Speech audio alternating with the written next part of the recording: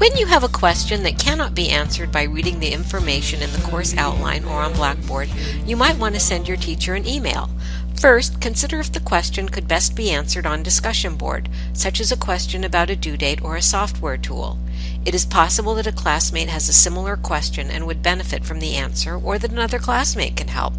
However, you may wish to communicate with your teacher privately if the question is personal, or if you do not wish to post it for others to read.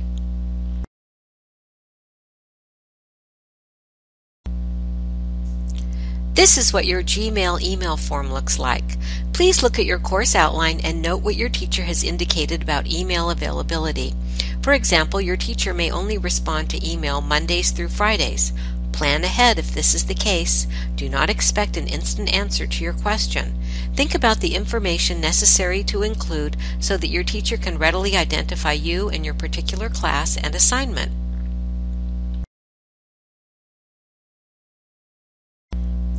Use your college email account to correspond with your teachers about course-related matters. Check the course outline for the correct email address to use for your teacher.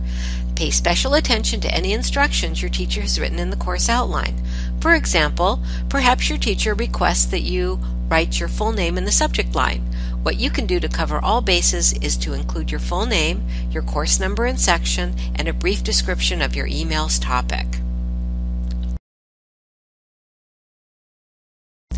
To begin, complete the subject line and then write a courteous greeting.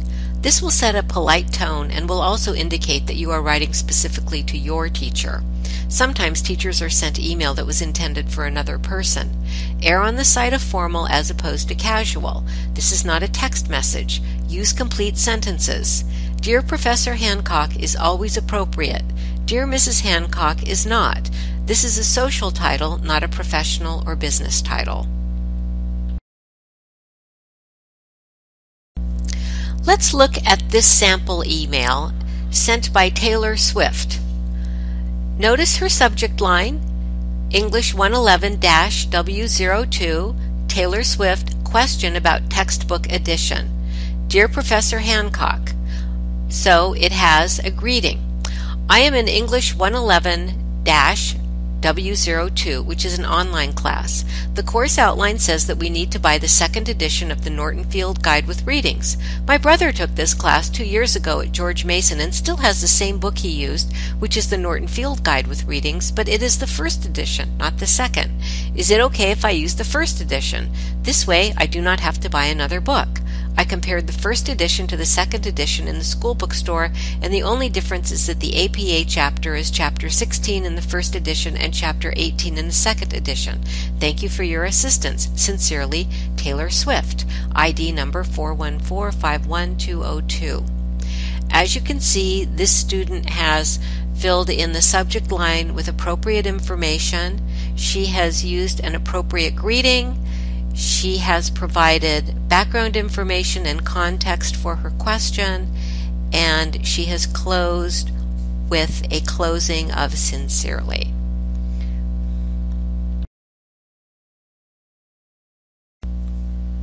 Let's review this email and decide if the writer should send it or if it needs more work. Subject, summer. Hey, Mrs. Hancock, I need to talk to you about summer school. Call me, okay? Thanks. Bye. Dana. What do you think?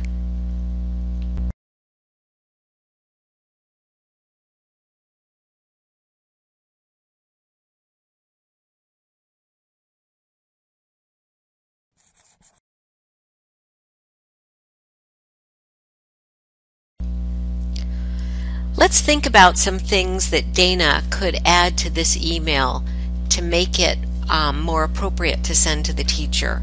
For example, the subject line could be filled in with Dana's full name and a brief description of Dana's question about summer school. The body of the email should be written in standard English in correct sentences.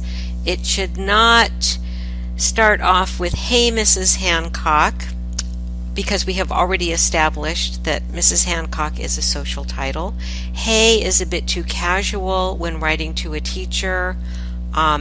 Something like a dear Professor Hancock might be more appropriate. And also Dana should spend some time describing what it is about summer school that she wants to talk about, and that might save time. Next, we have an email from Janie.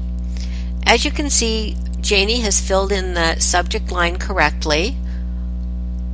She has a greeting, "Hello, Professor Hancock," and goes on to say that she talked to her counselor at school, and since I am so far behind in the class after breaking my ankle last month, I've decided to withdraw this spring and register for your summer class.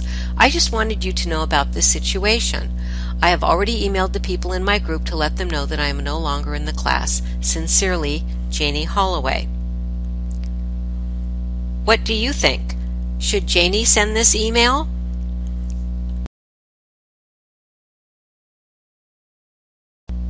Janie's email uses a complete and informative subject line, explains her situation, uses a courteous salutation in closing, and provides adequate background information to explain why she is withdrawing from the class.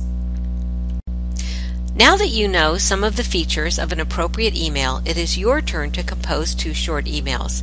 Please go to the weekly folder in our class Blackboard shell and complete the graded assignment by the posted due date.